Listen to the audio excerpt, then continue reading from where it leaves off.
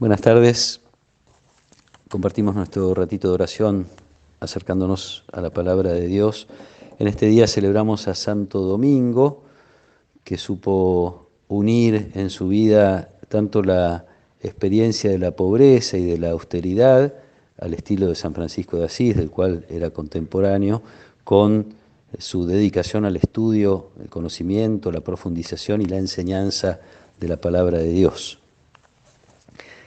El pasaje que leemos hoy está en el capítulo 17 del Evangelio según San Mateo.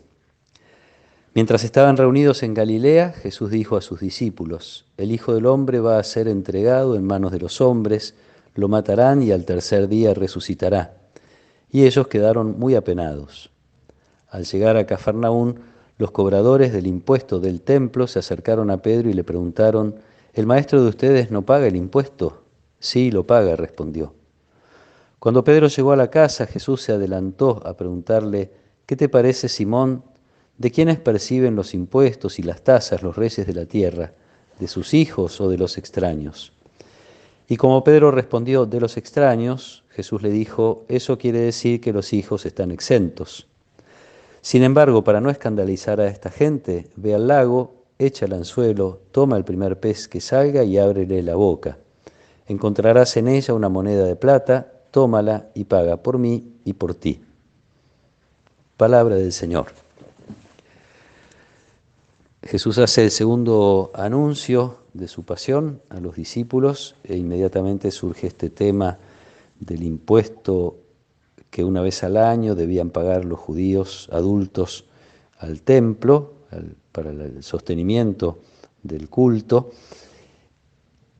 sin que Pedro comente a Jesús esta pregunta que le hicieron. Es él quien saca el tema, haciendo una comparación de algo que es muy cotidiano y está muy presente en la vida de los contemporáneos de Jesús, que es el impuesto que pagaban al Imperio Romano, y lo pagaban los pueblos sometidos por el Imperio Romano, no los ciudadanos romanos, que como sabemos este impuesto lo cobraban los publicanos.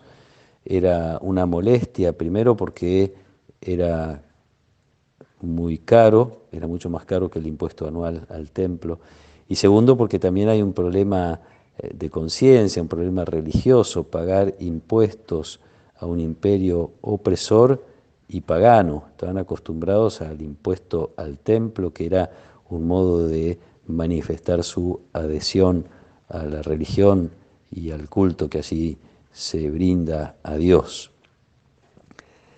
La comparación que hace Jesús le sirve a la comunidad de Mateo.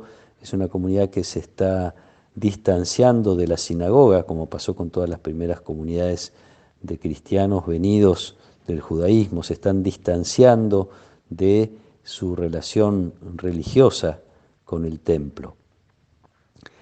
Jesús se manifiesta como hijo de Dios, entonces no le correspondería a él ni a sus discípulos pagar ese impuesto. La comunidad de Mateo siente lo mismo, no se siente con obligación de pagar el impuesto al templo, pero lo hace también, como expresa Jesús en este pasaje, para no escandalizar a esa gente. La referencia que se hizo al principio de este pasaje que hizo Jesús respecto de su pasión puede alimentar esta reflexión en torno a el culto. Jesús es el nuevo templo, así se había presentado en alguna oportunidad en ocasión de la expulsión de los mercaderes del templo: destruyan este templo y yo en 3 días lo edificaré. Jesús inaugura con su pasión, con su muerte, con su resurrección, con su Pascua, una nueva alianza, una nueva comunidad y especialmente un nuevo modo de culto. Los discípulos se van dando cuenta que su vinculación religiosa no es tanto con los ritos que se realizan en un lugar determinado, sino con un modo de vivir. Es la vida entera la que es tomada por el anuncio del reino, es tomada por la comunión con Jesús. Y esto porque es una vinculación que nace no de compromisos y de respuesta a leyes, costumbres y mandamientos, sino del amor a Dios. En definitiva, cuando los cristianos hacemos algún aporte económico, que se trate del sostenimiento del culto o de lo que sea, lo que anima y lo que da sentido a ese aporte es el amor que lo anima, el amor que está detrás. Que Jesús lo expresa con esta realidad de saberse hijo, de identificar a los discípulos también como hijos del Padre, entonces libres, no tienen que pagar impuestos, no hay que pagar por el solo hecho de pertenecer o de alimentar un modo de vivir la fe que ya no es el que Jesús propone, que es el que los discípulos están haciendo a un lado, están dejando, apartando de su vida. Ya que cité a San Francisco, me acuerdo ahora de una frase muy linda de él, hablando de su opción por la pobreza, donde dice, no es la pobreza la que conduce al amor, sino al revés, es el amor el que conduce a la pobreza. Es el amor el que da sentido en definitiva a toda nuestra relación con Dios en esta nueva alianza, que es alianza de amor, que nos ha hecho hijos, y lo somos realmente, como le gusta subrayar a San Pablo en una de sus cartas.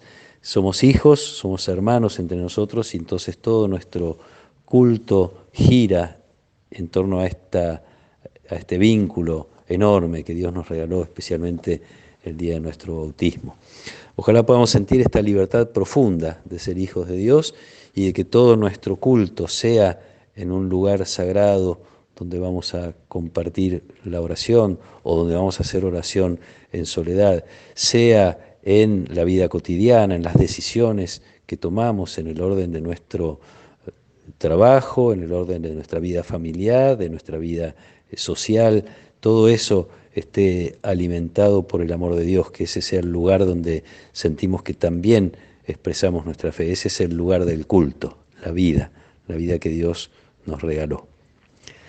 Que el Señor nos acompañe en esta tarde, que Él nos proteja y nos bendiga, en el nombre del Padre, y del Hijo, y del Espíritu Santo. Amén.